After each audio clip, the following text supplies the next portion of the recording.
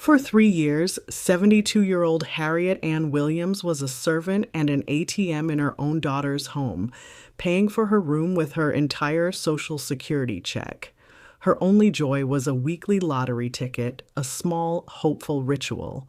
One Tuesday, the impossible happened. She won, all $56 million of it. But knowing her family's greed, she kept her win a secret, waiting to see what they would do. My name is Harriet Ann Williams, and I am 72 years old. For the last 3 years since my husband, George Michael, passed on, I have lived in the guest room of my daughter's house in a leafy, respectable suburb of Atlanta. They call it a guest room, but that's not quite right. A guest is someone who is wanted. I, on the other hand, was a tenant. My rent was my entire Social Security check, paid on the first of every month. In exchange, I received a small, sterile room and the constant, crushing feeling that I was a burden. Dear friends, we're so happy you're here with us today. Every time you join, it gives us the chance to share stories that might inspire you, guide you, or even change the way you see things. Your comments and support mean the world to us, and we're truly grateful. Tell us, what challenges have you faced in life, or maybe you're facing right now? We might just find a story that feels close to yours, and who knows, it could be exactly what you need. So stay with us. Don't miss what's coming next. My daughter, Patricia, or Patty, as she insisted on being called, and her husband, Leroy, were experts in the subtle art of humiliation. They treated me as a combination of an unpaid maid and an inconvenient ATM. I was expected to be available to babysit their 2 young children at a moment's notice, yet I was never invited to join them for family dinners. My pension check, which I received quarterly, was always the subject of their not-so-subtle hints. Leroy's car is making a funny noise again. Patty would sigh, loud enough for me to hear. I just don't know where we'll find the money for a new one. I would, of course, write them a check. It was easier than enduring the cold, silent punishment that would follow if I refused. In this quiet, gray existence, I had one small private joy. Every Tuesday afternoon, I would walk the half-mile to Mr. Davis's little convenience store, and every Tuesday I would buy a single lottery ticket. It wasn't about the money, not really. It was my ritual, my quiet prayer. Have you ever had a secret conversation with the universe? A small hopeful whisper into the void. That is what my lottery ticket was for me. The numbers were always the same. They were a map of my heart, a life story told in 6 small digits. The first number was 42 for the 42nd Psalm, the one George Michael and I read together on our wedding day, as the deer pants for streams of water, so my soul pants for you, my God. The second was 71, the year we met. The third was 112, the number of our first little house, the one we bought with saved pennies and endless dreams. The last 3 numbers were the birth years of our 3 grandchildren, the ones I now rarely saw without a financial transaction being involved. I would buy my ticket, and before I left the store, I would take a pen from my purse and carefully, neatly write my full name on the back, Harriet Ann Williams. It was a habit my George had drilled into me. Never let a thing of value be without your name on it, Hattie, he used to say. A name is a claim. A name is a fact. This particular Tuesday was no different. The air was thick with the promise of a Georgia summer storm. I made my familiar journey, bought my ticket from Mr. Davis, and signed my name on the back. I tucked it into the zippered pocket of my old leather wallet and walked home, feeling that small, familiar flicker of hope. It was the only thing in my life that felt truly, completely my own. That evening, I was in my room, listening to the rain begin to drum against the window pane. The local news was on my small television. The sound turned low. I wasn't really watching, just letting the familiar drone of the news anchor's voice fill the silence. Then came the lottery drawing. I sat up a little straighter. It was a reflex, a silly habit. The first ball dropped. 42. My heart gave a little flutter. That was a nice coincidence. The second ball dropped. 71. I leaned forward, my hand going to my chest. This was unusual. The third ball. 112. My breath caught in my throat. It couldn't be. The fourth. The fifth. The sixth. My grandchildren's birth years. One after another, they appeared on the screen. The world went silent. The sound of the rain, the television, the ticking of the clock, it all faded away. There was only the roaring in my ears and the 6 numbers glowing on the screen. My numbers. A life story. Validated in plastic balls and lottery ink. I had won. $56 million. For a long moment, I did not move. I simply sat on the edge of my bed, the worn lottery ticket clutched in my hand, and stared at the television. The weatherman was now on screen, cheerfully predicting a week of sunshine, but I didn't see him. I saw only the ghost of those 6 numbers, still glowing in my mind. A story, my story. 42, 71, 112. A map of my life. A quiet conversation I had been having with my husband and with God every Tuesday for years. And this time, the universe had answered back. My first coherent thought was a sob of pure, aching love for my George. "Oh, George Michael," I whispered to the empty room. You see, my love, our numbers, our story." I pressed the ticket to my lips, a silly, sentimental gesture as if the ink and paper could feel my joy. $56 million. The number itself was so vast it felt like a fiction. It was not a sum of money. It was an earthquake, a tidal wave, a celestial event that had the power to reshape the entire landscape of my life. And I knew with a certainty that chilled me to the bone that it also had the power to drown me if I wasn't careful. My second thought, which arrived like a bucket of ice water, was of my daughter and her husband. Have you ever received a miracle only to realize that the first thing you must do is hide it from the people you claim to love? My blessing had arrived, but it was disguised as a test.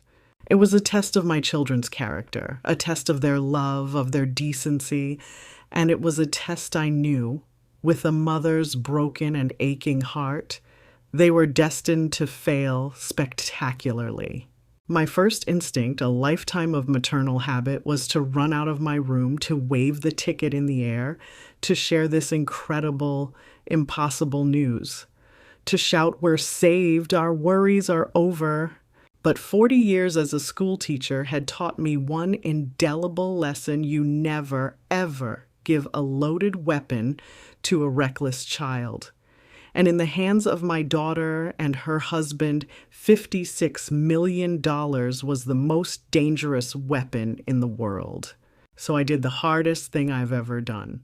I stood up, walked over to my little desk, and used my old, slow laptop to go to the official Georgia Lottery website. My hands trembled as I typed in the numbers. There they were, a perfect match. One winning ticket sold at a small convenience store in an Atlanta suburb. My store, my ticket. It was real. I took a deep, shuddering breath, a single tear of joy and terror rolling down my cheek. Then I folded the ticket, zipped it securely back into its private pocket in my wallet, and placed the wallet back in my handbag. I said nothing. The next morning, I woke up before dawn, the same as always. But the world felt different. The air in my small room seemed to crackle with a secret, electric energy. I went through my morning routine, my face a mask of perfect, placid calm. I went to the kitchen. Patty and Leroy were already there, their moods as sour as usual.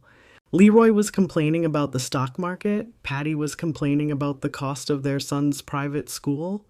They barely acknowledged me as I poured myself a cup of coffee. They had no idea that the quiet old woman standing at their counter could buy and sell their entire world 10 times over before breakfast. The dramatic irony was so thick, it was almost suffocating.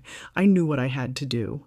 I had to give them the chance to pass the test. I had to see what they would do, believing themselves to be unobserved. "Patty, dear," I said, my voice full of its usual gentle deference, "I'm going to walk down to the library for a while." I left my handbag on the armchair in the living room. "Could you be a dear and find my reading glasses for me?" I, of course, had my glasses in my pocket.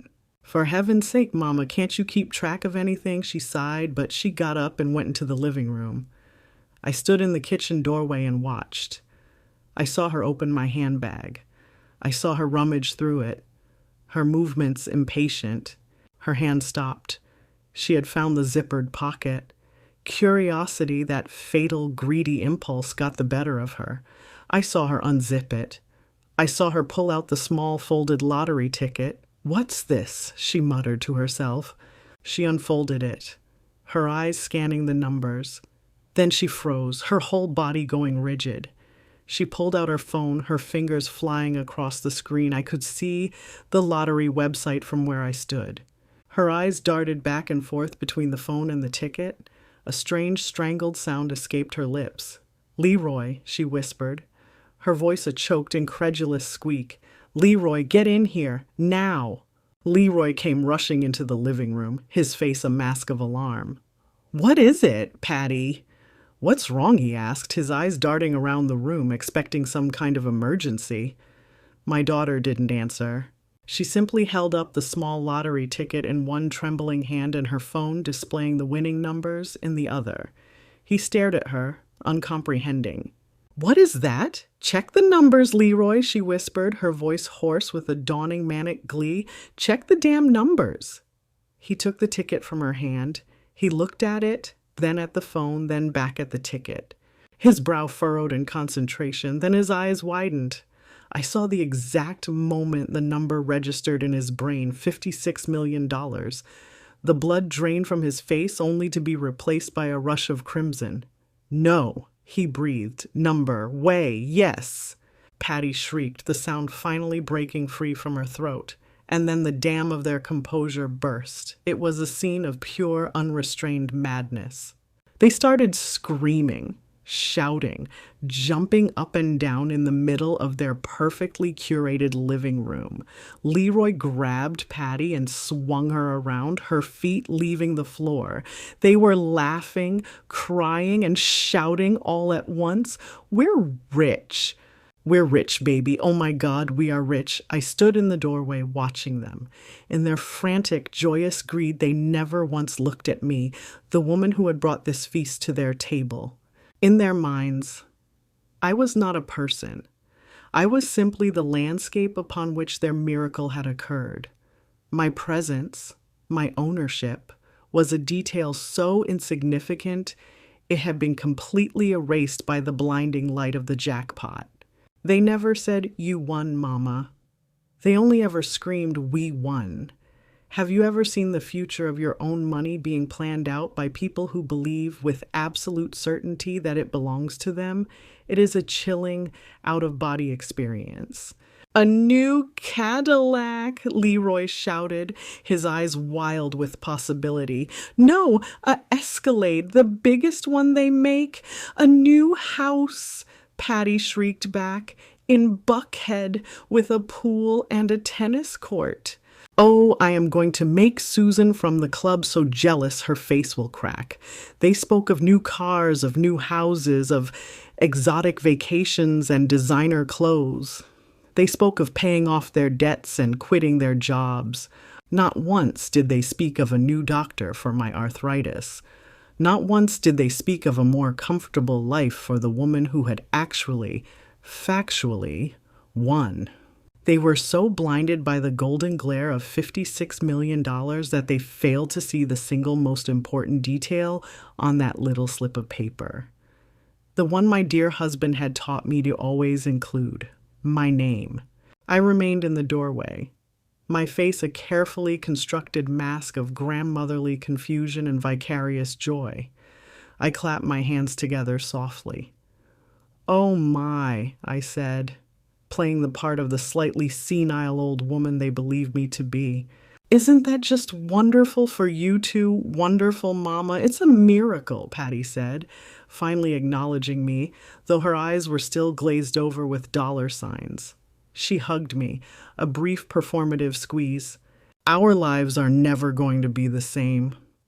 She was right about that, of course. Just not in the way she imagined. They spent the rest of the morning in a whirlwind of frantic, joyous planning. They made phone calls to their equally materialistic friends, their voices loud and bragging. Leroy was on his laptop looking at real estate listings for houses I knew cost $10 million. They'd completely forgotten I was even in the house. I watched them for another hour. I let them build their castle of dreams on my foundation of truth. I let them prove, beyond any shadow of a doubt, exactly who they were.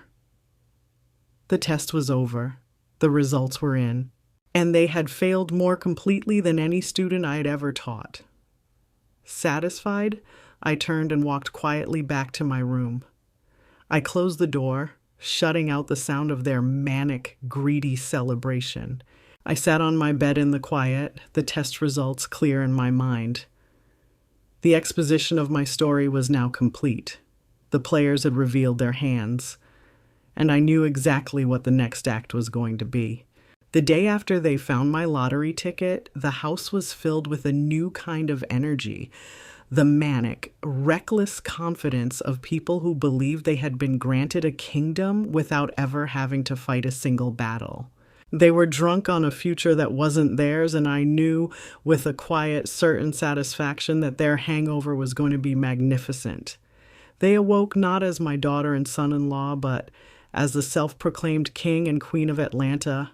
Leroy, who usually slouched around in sweatpants until noon, was up at 7, dressed in his finest suit, barking into his phone at a Cadillac dealership, demanding they have the fully loaded Escalade he wanted ready for a test drive that afternoon. Patty spent the morning on the phone with a high-end real estate agent, using words like gated community, chef's kitchen, and at least 10,000 square feet. Their treatment of me shifted from dismissive neglect to open contempt. Before, I was a necessary burden, the source of a monthly check that helped pay their mortgage. Now, in their minds, they were multi-millionaires. I was no longer a tenant. I was an artifact from their poor past, a piece of worn-out furniture that clashed with their new, luxurious aesthetic. An embarrassment to be disposed of. Have you ever watched someone spend your money, not just a little, but millions of it, planning a new life on your dime while treating you like a piece of discarded trash? It is a surreal and deeply clarifying experience. Every new house they looked at online was another brick in the wall they were building between us. Every new car they discussed was another nail in their own coffin. I continued to play my part. I made them breakfast, my movements slow and steady. I poured Leroy's coffee as he boasted about the new life that awaited them. "No more penny-pinching, Hattie," he said, not even looking at me. "Only the best from now on." "That sounds wonderful for you both," I said, my voice a perfect blend of grandmotherly warmth and slight confusion. The true moment of conflict, the one that moved their betrayal from a sin of omission to a deliberate, calculated act of cruelty, came later that afternoon. I was in my room, quietly reading, when I heard their voices from the living room. They thought my hearing wasn't what it used to be. They spoke in hushed, excited whispers, planning my eviction as if they were planning a surprise party. The surprise, however, was going to be all theirs. "Patty, we need to have a serious conversation about your mother," I heard Leroy say, his voice low and conspiratorial. "What about her?" my daughter asked, her voice betraying a hint of nervousness. "What do you mean, what about her?" he scoffed. "Look, we're about to be on a completely different level. We're going to be entertaining, traveling, we're going to have important people over. We can't have her shuffling around our new mansion in her old worn-out housecoat smelling like mothballs. It's embarrassing." There was a pause. "But where will she go?" Patty asked, her voice small. Her concern, I knew, was not for my well-being, but for the potential social awkwardness of it all. "That is not our problem," Leroy said, his voice hard as ice. "A nursing home, a state facility. I don't care. We've done our duty for 3 years. We don't need her pathetic Social Security check anymore. Our real life, our real family starts now. It's time for her to go." I sat on the edge of my bed, my book forgotten in my lap. I felt no pain. I felt no shock. The woman who had wept over her daughter's lack of love was gone. In her place was a calm, cold strategist who had just received the final piece of confirmation she needed. My daughter's weak, but where will she go was her assent. She had made her choice. She had chosen the Cadillac and the mansion over her own mother. The conflict was no longer a quiet internal test. They had just made it an open declaration of war. My quiet, sad resolve hardened into a cold, diamond-hard certainty. I now knew what I had to do, and I would not feel a single shred of guilt about it. I looked at my own reflection in the darkened window. I was no longer a victim, waiting for the other shoe to drop. I was an instrument of justice, calmly waiting for the perfect moment to let the blade fall. Once the secret decision was made in the dark corners of their hearts to cast me out, they began the slow, cruel work of erasing me from their life while I was still living in it. The silence in the house became a weapon. My daughter, who had once begged for our evening teas, now looked through me as if I were a ghost. My son-in-law, who had once called me his second mom, now only spoke to me to issue a command. "Hattie, the trash needs to go out. Hattie, the dishwasher is full." Every new demeaning rule was another brick in the wall they were methodically building around me. It began with my meals. "Mama," Patty said one evening, her voice dripping with the false syrupy concern she had perfected, "you seem so tired lately. I think it would be better for you to have your meals in your room where you can be quiet and rest. We're having some important guests over, and it's all just so much noise and commotion out here." From that day on, I was served a tray in my room, like an invalid in a Victorian novel. I would sit on my bed and eat a cold sandwich, while the sounds of their laughter and the clinking of their wine glasses drifted up from the dining room. Have you ever been made a prisoner in a home that your own money was paying for? They began to take my freedom bit by bit, all under the guise of caring for me and for my own safety. One afternoon, I was preparing for my weekly walk to Mr. Davis's store. It was my one escape, my one connection to the outside world. "Where are you going?" Mama Patty asked, blocking my way at the front door. "Just for my walk, dear? To get my ticket." She produced a small, sad frown. "I don't think that's a good idea anymore. The neighborhood is changing, and you seem so frail lately. I would never forgive myself if something happened to you. From now on, if you need anything from the store, just give Leroy a list. He'll pick it up for you." She took the spare house key from my hand. "We'll keep this for you, just so you don't lose it." The cage door had just been locked. My one small ritual of independence was gone. They were trying to break my spirit. They were trying to make me so miserable that I would eventually just give up and agree to be put in a home, leaving them with the house and what they thought was their impending fortune, free and clear. They mistook my quiet compliance for surrender. They didn't know they were just feeding my resolve. Every new insult, every new act of cruelty was just another piece of evidence I was storing away in the cold, clear ledger of my mind. Every moment I spent in that silent, lonely room was a moment I was using to sharpen the blade of justice that was about to fall on their necks. I was not a victim. I was a witness, patiently gathering testimony for the trial that only I knew was coming. The final, most deeply humiliating act came on the weekend. They decided to throw a lavish, impromptu pre-celebration party. The house was filled with their loud, materialistic friends, the same people who had received the bragging phone calls. I was, of course, confined to my room. The sounds of the party were a special kind of torture. The thumping bass of the music, the shrieks of laughter, the popping of champagne corks. It was the sound of my own money being spent on a celebration of my own erasure. I sat in the dark, listening, my face a calm, stoic mask. Around 10 o'clock, there was a sharp rap on my door. It was Patty. She didn't open it. "Mama," she called through the wood, her voice sharp and irritated.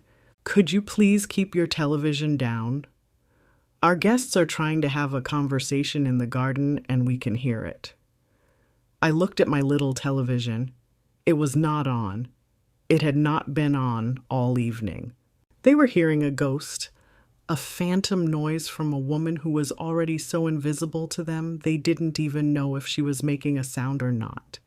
"Of course, dear," I called back, my voice perfectly even.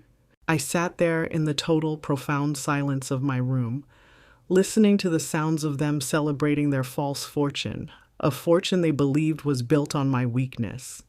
A righteous, patient, and ice-cold anger settled deep into my bones.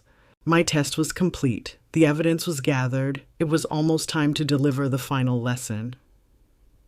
The morning after their party, the house smelled of stale champagne and unchecked entitlement. The living room was a disaster of empty glasses and overflowing ashtrays. Patty and Leroy emerged late, hungover and irritable, clearly expecting that the mess would magically clean itself. I, of course, was the magician. I spent my morning quietly tidying their wreckage, my silence a stark contrast to their groans and complaints. Their patience, it seemed, had finally run out. They had the ticket. They had celebrated. Now, all that was left was the final inconvenient step of cashing it in. And for that, they needed me. They cornered me in the kitchen as I was washing the last of the sticky champagne flutes. They stood together, a united front of greed and impatience. "Mama," Patty began, her voice devoid of any warmth, "we are going to the State Lottery Commission office this morning at 11. You need to be ready to go." "We've decided the best way to handle it," Leroy chimed in, taking over as the financial expert, "is to claim the prize as a family trust. We'll set up a new joint account. It's the cleanest way. You'll just need to be there, sign the papers, and smile for the camera. Our lawyers will handle the rest." Have you ever looked into the eyes of someone who is calmly and rationally explaining to you how they plan to steal from you? They didn't see it as theft. In their twisted, entitled reality, my good fortune was their destiny, and I was just a bureaucratic obstacle, a warm body they needed in a room to sign a few papers. I looked from my daughter's hard, expectant face to my son-in-law's smug, confident one. They were so sure of themselves, so certain that my spirit was broken, that I had no other choice but to comply. They had spent the last several weeks ensuring I was a prisoner, with no access to the outside world, no friends, and no resources. They thought they had accounted for every variable. They gave me my marching orders. Be at the door, ready to go at 10:30, wear the nice blue dress. Be prepared to smile and sign your life away. I looked at them, and a slow, calm smile spread across my own face. "Of course, dear," I said to my daughter. "Whatever you think is best for the family." The look of relief that washed over their faces was palpable. It was the look of a predator that has successfully herded its prey into the final corner of the cage. They thought I was agreeing to their plan. They had no idea I was simply confirming my attendance at their execution. They left to get ready, their mood instantly brightening now that the final obstacle had been removed. I walked back to my room. I did not choose the nice blue dress. I chose a simple but dignified gray suit I had worn for years to church. It was the suit of a woman who meant business. I sat on my bed and took out my handbag. I opened my wallet and looked at the small, powerful slip of paper nestled in its zippered pocket. The winning ticket, my name, Harriet Ann Williams, was written on the back, a clear and undeniable claim. I then reached into my knitting basket and retrieved the secret prepaid phone. It was fully charged. I placed it in my handbag, a silent, hidden weapon. At 10:30 on the dot, I walked into the foyer. Patty and Leroy were waiting, their faces beaming with anticipation. They looked like two children on Christmas morning about to open the biggest present of their lives. "You look nice, Mama," Patty said, a rare, genuine compliment, born not of love but of her proximity to $56 million. "I felt it was an important day," I replied, my voice even. As we walked to their car, a cold, thrilling certainty settled over me. The long, painful months of being their victim were over. The rising action of my story was complete. They thought they were taking me to my surrender. In reality, I was escorting them to their judgment. The drive downtown to the Georgia Lottery headquarters was the final scene in their fantasy play. They sat in the front seats of their luxury sedan, the stars of a spectacular production, planning their coronation.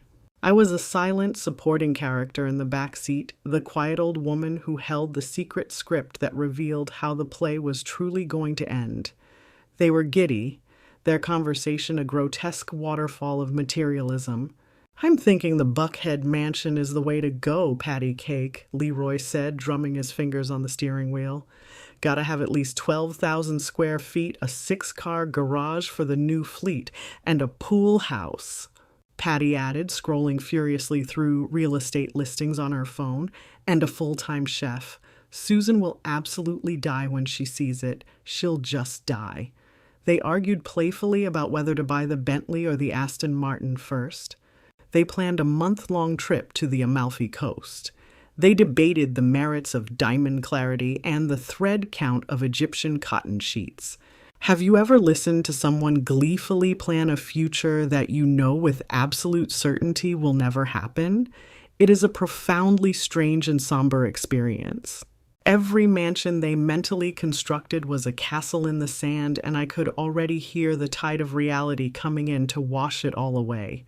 They were two children in a candy store, gleefully stuffing their pockets with no idea that the store owner was standing at the door, about to lock them inside and present them with the bill. I remained silent in the back seat, my handbag resting calmly on my lap. Inside, the winning ticket and the burner phone were two sides of the same coin. One was the prize, the other was the weapon. We arrived at the lottery headquarters, an imposing sterile building of glass and steel. It was not a place of celebration. It was a place of bureaucracy, of rules and regulations, a fact that seemed completely lost on my daughter and son-in-law. They strode into the lobby as if they owned it, Leroy with a swagger in his step and Patty with a regal tilt to her head. We had an appointment. A polite but firm security guard checked our names and led us to a quiet, private waiting room. It was furnished with tasteful but unremarkable chairs and a low table with magazines. It felt like a doctor's office. "Can you believe it?" Mama Patty whispered, her voice trembling with excitement as we sat down. "This is really happening." "It is a momentous day, dear," I replied, my voice a placid, unreadable calm. They had a plan for the money. A detailed, extravagant, and utterly selfish plan. They didn't know I also had a plan. Mine was simpler. It involved a lawyer, a police report for assault and theft, and the quiet, satisfying sound of a bank vault closing forever in their faces. Leroy was pacing the room, too agitated to sit still. "I'm going to tell them we want the lump sum," he said, mostly to himself.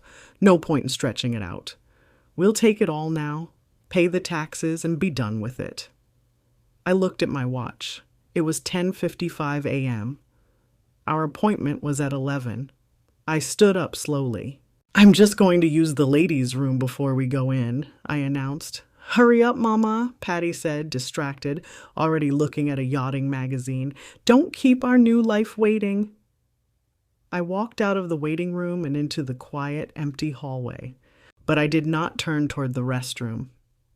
I turned the other way, toward a small, secluded alcove near the elevators. I took out the prepaid burner phone. My hands were perfectly steady. My heart was a calm, slow drum. I dialed a number I had memorized. Atlanta Police Department. Non-emergency line, how may I direct your call? A calm voice answered. Yes, hello, I said, my voice low but clear. My name is Harriet Ann Williams. I would like to file a report regarding a theft and an assault that occurred yesterday afternoon. There was a pause, then the sound of typing. Okay, ma'am. Can you tell me what happened? Yes, I said, looking down the hall toward the waiting room where my daughter and son-in-law were dreaming of their stolen millions. My daughter and her husband stole my winning lottery ticket. And when I confronted them about it, my son-in-law struck me, and my daughter threw me out of their house. I have the ticket in my possession now, and I am currently with them at the Georgia Lottery headquarters. They are attempting to force me to sign the winnings over to them as we speak. The dispatcher on the other end of the line was calm and professional. She took my name, my location, and the names of my daughter and son-in-law. Officers are being dispatched to your location, ma'am, she said. Please remain in a safe public area. I will, I said. Thank you. I ended the call, deleted the number from the call log, and slipped the phone back into my handbag. I had just lit a fuse that I knew would lead to an explosion. My only job now was to walk back into the room with the bomb, sit down beside it, and pretend I didn't hear the ticking.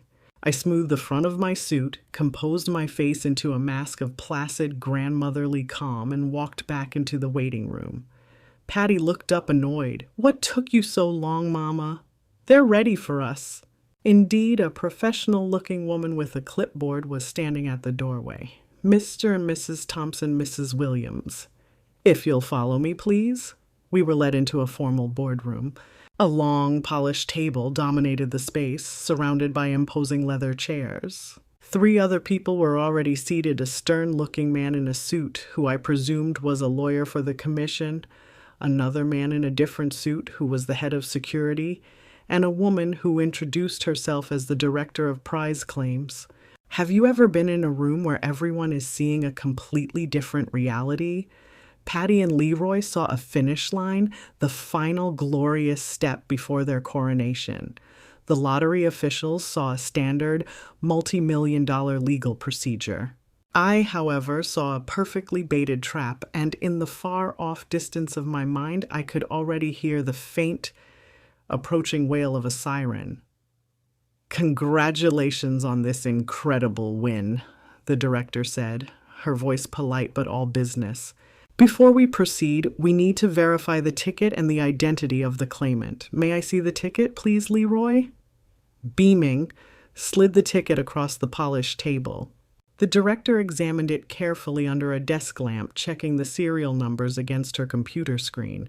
The ticket is valid, she confirmed. Now, the name on the back is Harriet Ann Williams. We'll need to see your photo identification, Mrs. Williams. I calmly took my driver's license from my wallet and handed it to her. She compared the photo to my face and the name to the ticket. Everything appears to be in order, she said. Leroy cleared his throat, stepping forward to take control. That's right, he said smoothly. Now, we've decided as a family to claim the prize as a new trust. My wife and I will be the primary trustees. It's just a formality, really, to manage the funds for the family's future. Our lawyers have already drawn up the... He was in the middle of his confident, practiced speech, ready to claim a life that was not his, when there was a firm, authoritative knock on the boardroom door. The sound was not loud, but in that tense, quiet room at that precise moment, it was the sound of an entire world ending. The head of security stood up and opened the door. 2 uniformed Atlanta police officers were standing in the hallway. Excuse the interruption, the senior officer said, his eyes scanning the room. We're here to speak with a Mrs. Harriet Ann Williams regarding a formal complaint she filed a few minutes ago. The air in the room went from tense to ice cold in a fraction of a second. The lottery officials stared, their professional composure shattered, but it was the faces of my daughter and son-in-law that I watched. They turned, their expressions of triumphant greed morphing into masks of pure, baffled shock. Complaint, what complaint? They looked from the police officers to me. I simply sat there, my hands folded in my lap, my expression one of calm, neutral concern. The senior officer's gaze then shifted to them. We also need to have a word with a Mr. Leroy Thompson and a Mrs. Patricia Thompson, he said, his voice flat and official, regarding an allegation of assault, theft, and attempted coercion in relation to this winning lottery ticket, the lottery ticket. The $56 million piece of paper was still sitting in the center of the table. No longer a symbol of their glorious new life, it was now Exhibit A in a criminal investigation. I watched as the color drained from my daughter's face, her mouth opening in a silent, horrified gasp. I watched as my son-in-law stared at me, his eyes finally registering the fact that the quiet, frail old woman in the corner of the room had just brought his entire world crashing down upon his head. The air in that boardroom became thick and heavy with the scent of consequences.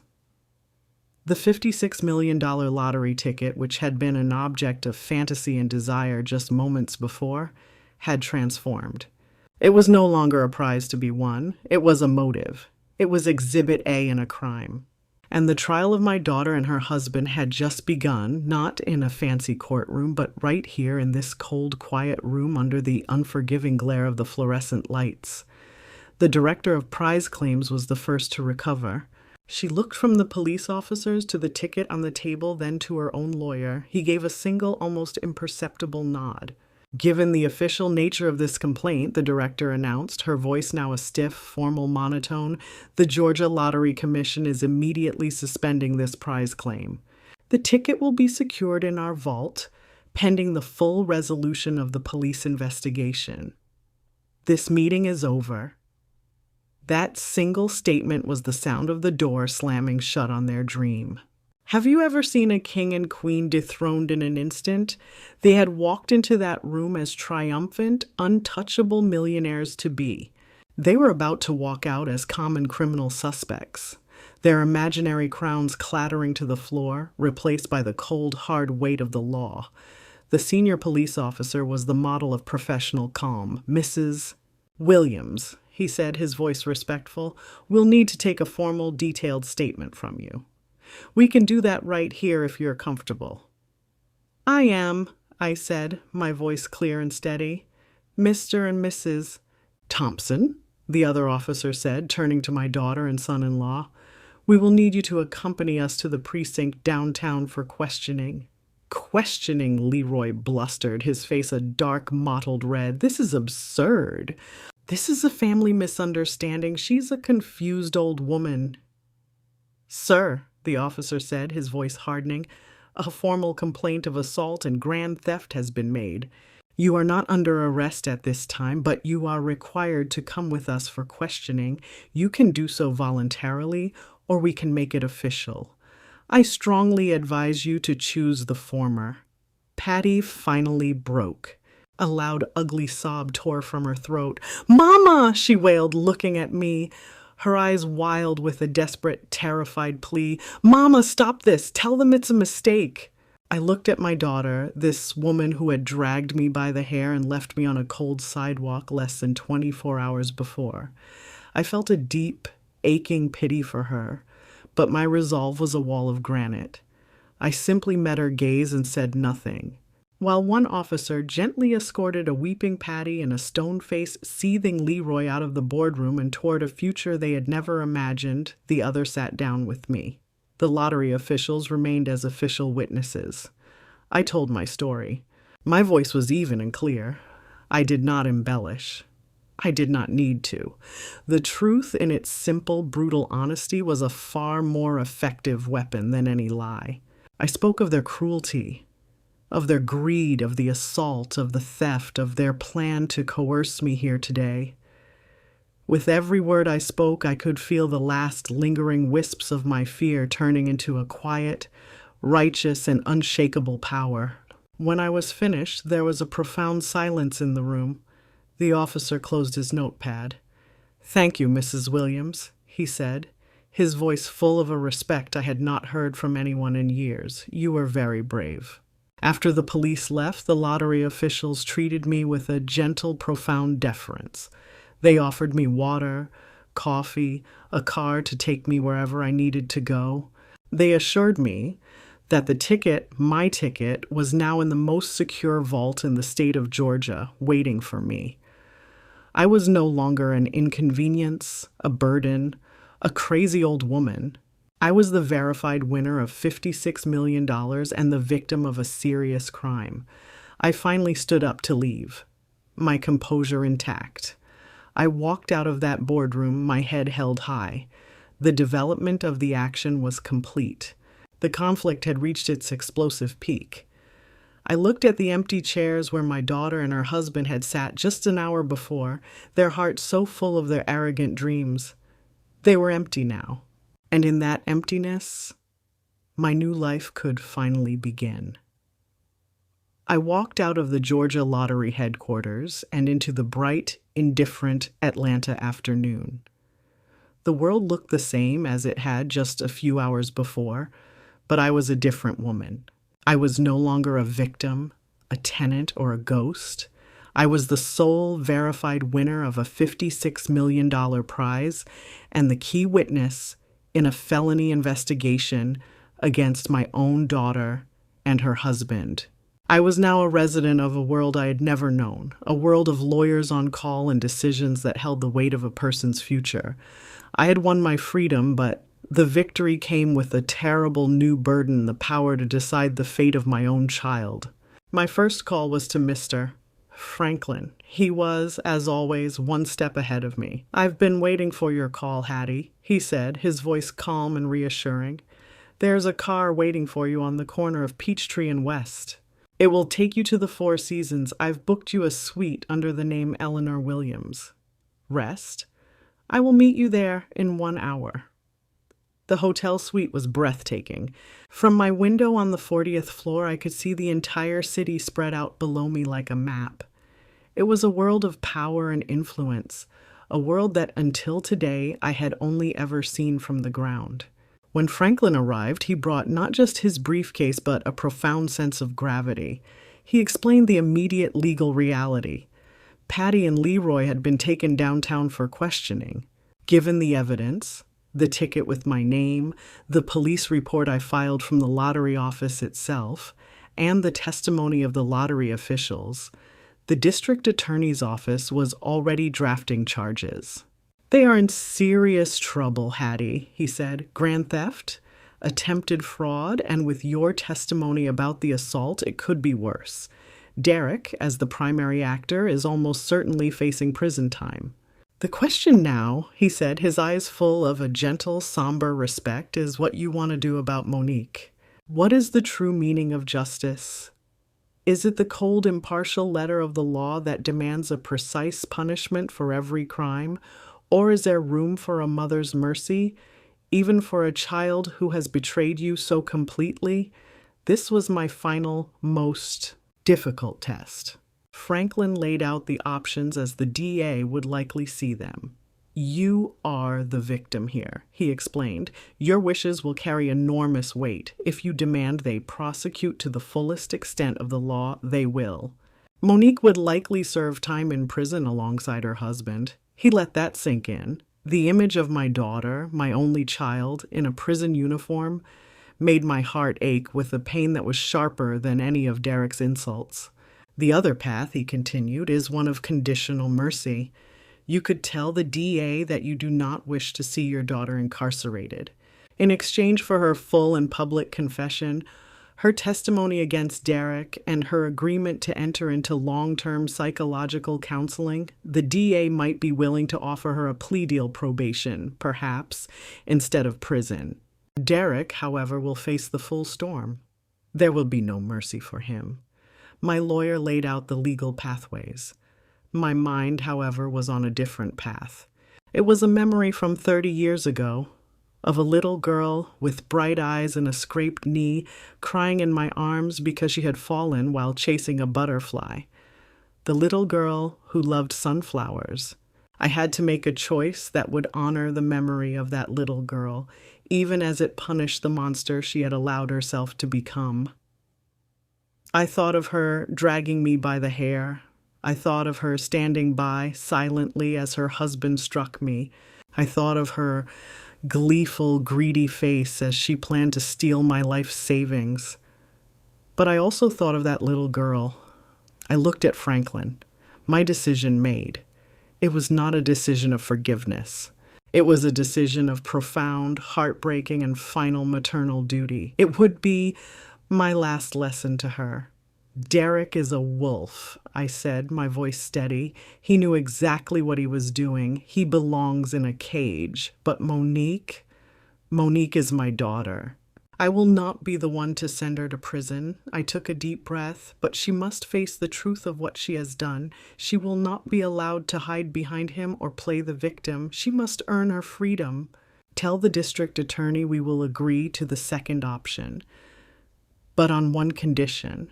I want to be in the room when she gives her confession. The district attorney's office, impressed with the strength of our case against Derek and seeing the clear narrative of a daughter led astray, agreed to the terms. A formal proffer session was scheduled. It was a meeting, not a trial, held in a sterile, windowless conference room that smelled of old coffee and quiet desperation. This was not a place for forgiveness, it was a place for facts.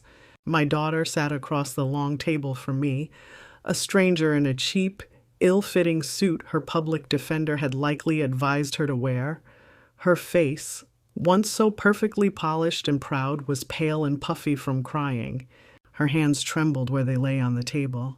She looked at me, her eyes pleading for a connection, a lifeline back to a time when I was still her mother, and not the primary witness for the prosecution against her.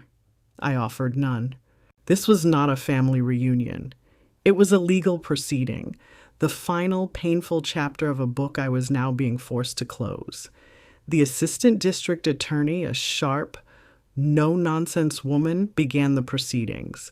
Mrs. Thompson, she said, her voice leaving no room for evasion.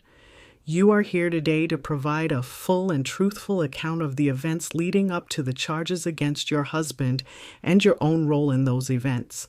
Your potential plea agreement for probation is contingent on your complete and honest cooperation. Do you understand? Yes, Monique whispered, her voice a raw, broken thing. What does the truth sound like when it is finally spoken?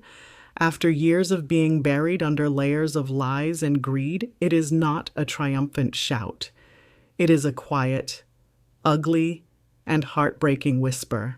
And my role was to sit there and listen to every single word. Guided by the ADA's pointed questions, she confessed to everything. She told the story of their mounting debts, of the life of luxury they couldn't afford.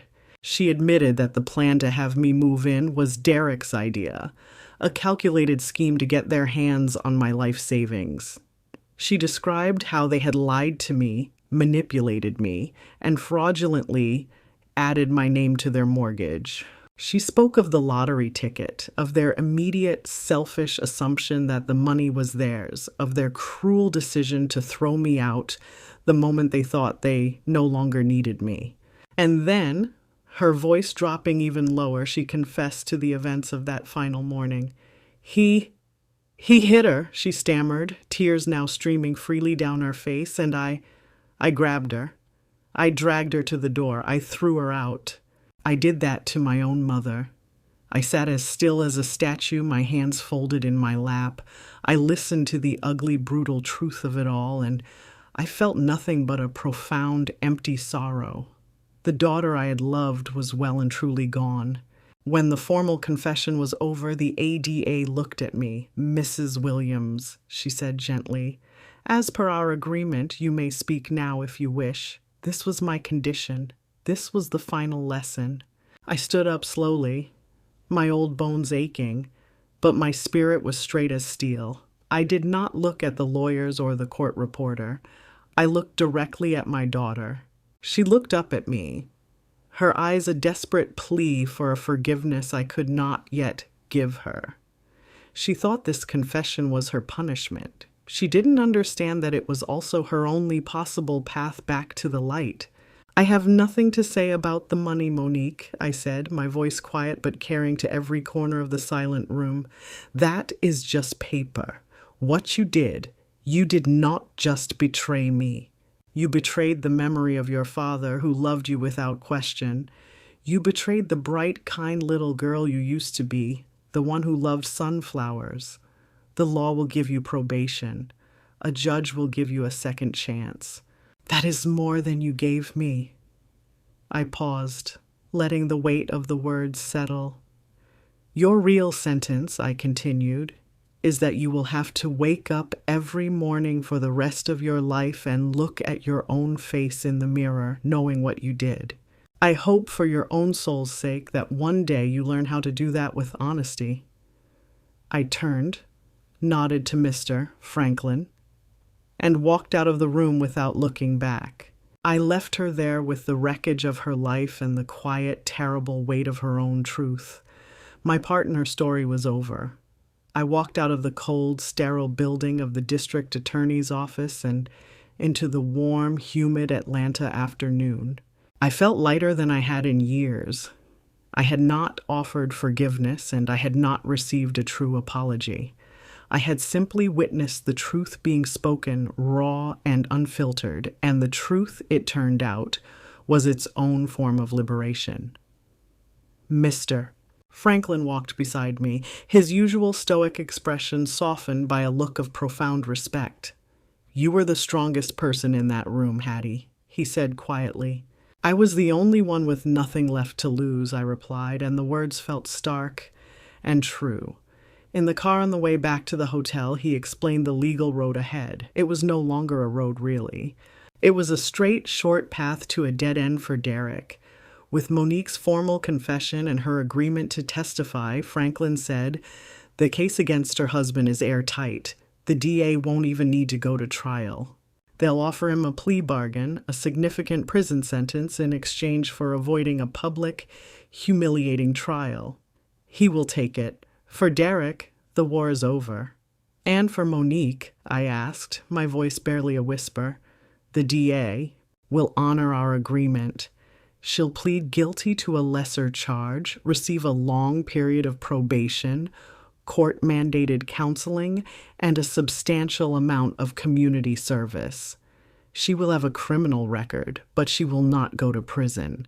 I nodded, staring out the window at the city rushing by. I had saved her from a cage of steel and bars, but I could not save her from the prison of her own choices. That was a sentence she would have to serve for the rest of her life. For months, $56 million had been a weapon, a motive, a secret.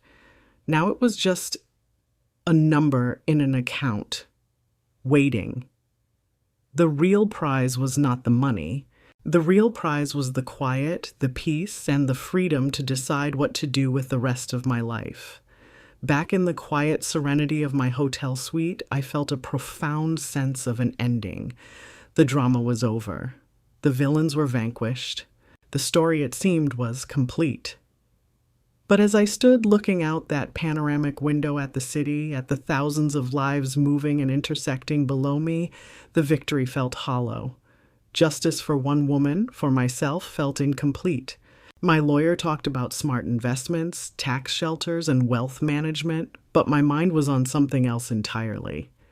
I was thinking about my mother, Eleanor, a woman of boundless kindness and quiet strength. I was thinking about the little girl my daughter used to be before her heart had been corroded by greed, and a new idea, a new purpose began to form in my mind. A purpose that felt more real and more important than any lump sum of cash. The money was not an ending. It had to be a beginning. I picked up the phone. It was time to make a different kind of plan. It wasn't a plan for my own future, but for the future of others. Franklin, I said when he answered. I know what I want to do with the money. I want you to help me set up a charitable foundation. There was a surprised silence on the other end of the line. A foundation, Hattie. Yes, I said, a new powerful sense of clarity washing over me. I have a name for it. I want to call it the George and Eleanor Williams Fund, and I know exactly what its mission is going to be. My lawyer, Franklin, was a man who had seen every shade of human greed and folly in his long career. He was, however, completely unprepared for my request to turn a $56 million windfall into a charitable enterprise. He listened, his professional skepticism warring with his decades-long knowledge of my character. Hattie, are you certain? He asked, his voice gentle. After everything you've been through, no one would blame you for taking this money and living a life of quiet, private comfort. I have lived a life of quiet comfort, Franklin, I replied, a new unshakable certainty in my voice. My husband George and I built that life together. What I need now is not comfort. It is purpose. For 40 years, my classroom had been filled with children learning their ABCs and their multiplication tables. My new classroom, I explained, would be different. My students would be my own peers, my fellow seniors. And the subject would be survival. How to read the fine print in a legal document and how to read the fine print in a loved one's heart. We named it the George and Eleanor Williams Fund for my beloved husband and my strong, wise mother. Its mission was simple and direct: to provide free legal aid and financial literacy counseling to elderly individuals facing financial exploitation from their own families. We would teach them how to build the same kind of legal fortress that had saved me. What does $56 million feel like? When the Lottery Commission, after the swift conviction of my son-in-law, finally transferred the lump sum payment into my new protected trust, it was not the explosion of joy I might have once imagined. It was a weight, a profound responsibility. It felt less like a prize and more like a sacred trust, a powerful tool that had been given to me for a purpose I was only just beginning to understand. While Franklin and a team of specialists handled the legal creation of the foundation, I began the quiet, joyful work of building my own new life. I left the anonymous hotel suite behind and, with the help of a kind realtor, found a beautiful, spacious condominium on one of the top floors of a building overlooking Piedmont Park. It was not a cold, sterile mansion like the one my daughter had craved. It was a warm, light-filled space with a large balcony where I could plant my sunflowers. It was a home, and it was mine. My daughter and son-in-law had tried to steal my past and erase my future. Instead, they had given me a new one, a future not of quiet, lonely retirement, but of profound and powerful purpose. They had meant to silence me, but they had inadvertently given me a voice that would soon speak for thousands. 3 months later, the foundation was officially launched. We started small with a modest office, a handful of volunteer lawyers Franklin had recruited, and a simple website. I wrote the welcome message on the homepage myself. "My name is Harriet Ann Williams," it began. "I am 72 years old. Like many of you, I have known the unique pain of being betrayed by those you love most. I have known the fear and helplessness of feeling like a burden in your own family. This foundation was created from that pain, but it is not about pain. It is about power. It is about giving you the tools, the knowledge, and the legal support to protect your life's work and to preserve your dignity. You are not alone, and you are not powerless." The part ends with me sitting on the balcony of my new home, a cup of tea in my hand, looking at the city skyline. The first rays of the morning sun are glinting off the glass towers. My laptop is open on the table beside me. The foundation's website is live. The first email, a tentative, hopeful inquiry from a woman in a situation heartbreakingly similar to my own, has just arrived in our inbox. The work had begun.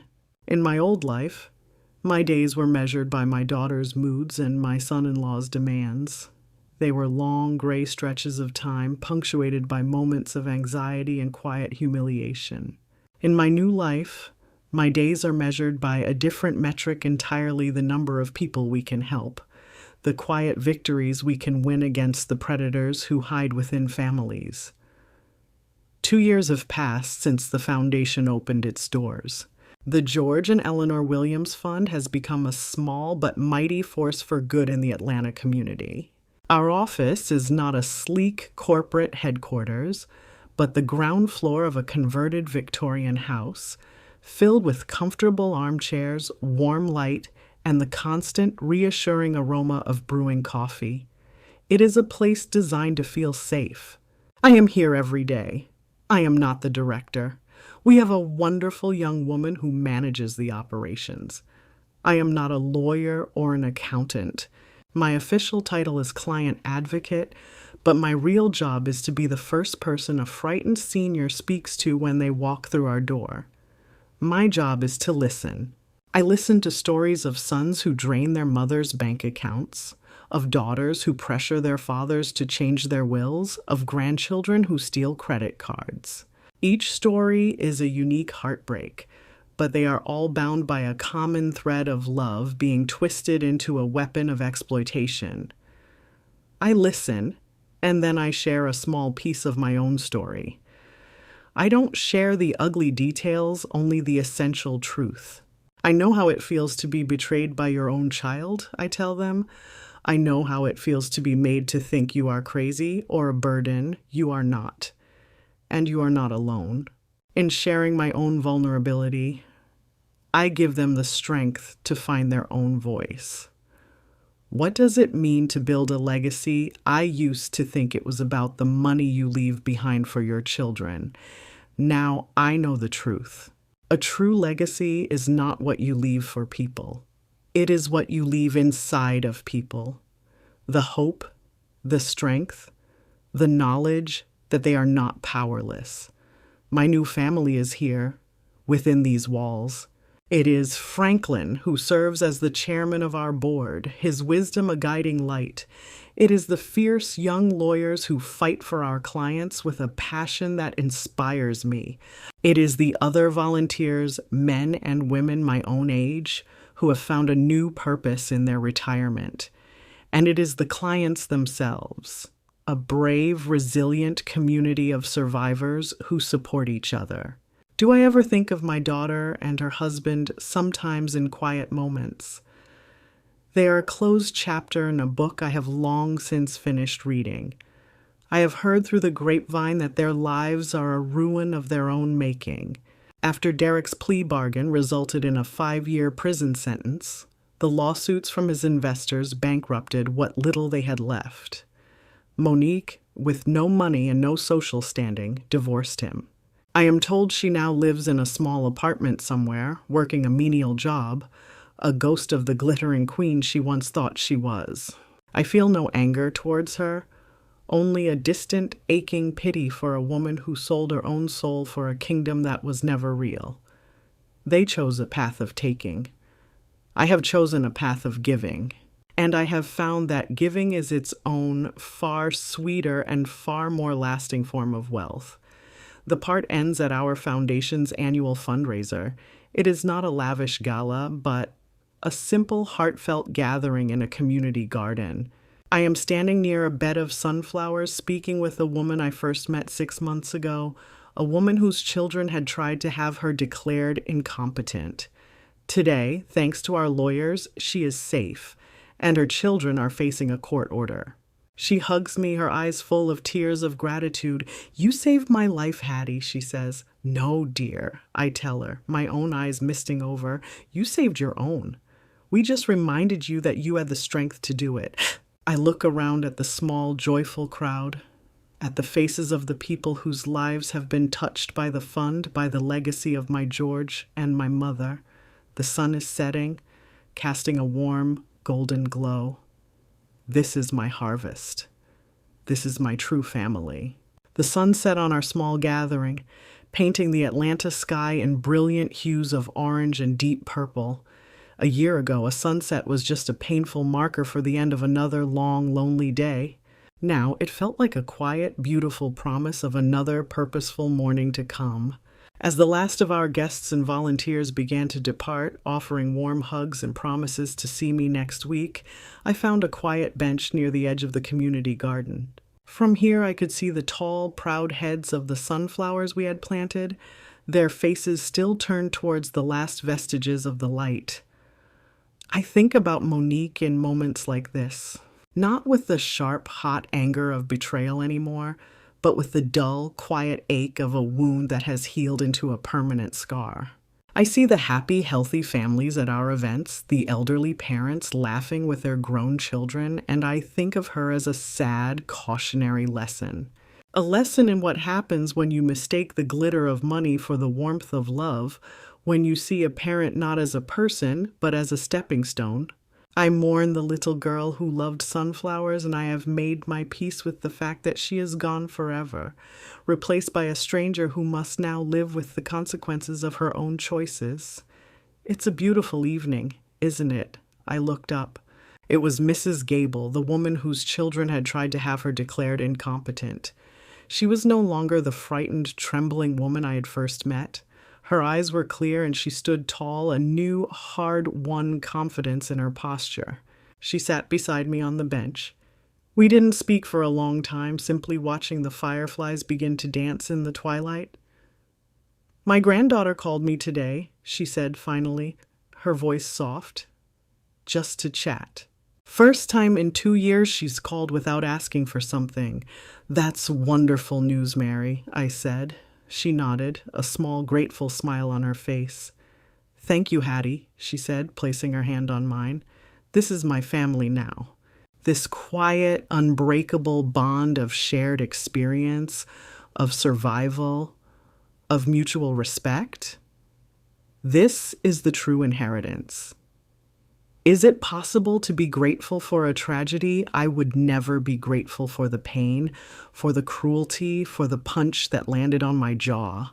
But I am, in a strange and quiet way, grateful for the fire. It burned away a life that was a beautiful, suffocating lie, and it cleared the fertile ground for a life that is a simple, honest, and profoundly meaningful truth. Later that night, I stood on the balcony of my own apartment, looking out at the glittering lights of the city. My life is quiet now, but it is not small. It is filled with purpose, with friendship, with the deep, satisfying work of helping others find their own strength. My victory is not measured by Derek's prison sentence or Monique's quiet ruin. It is measured in the grateful tears of a woman who can finally sleep through the night. It is measured in the legal shields we build for the vulnerable, and in the community that has grown around a simple, powerful idea that our elders are a treasure to be protected, not a burden to be exploited. My victory is not that they fell, but that I, Hattie Mae Johnson, a 72-year-old retired school teacher from Atlanta, am still standing, and I am helping others to stand too.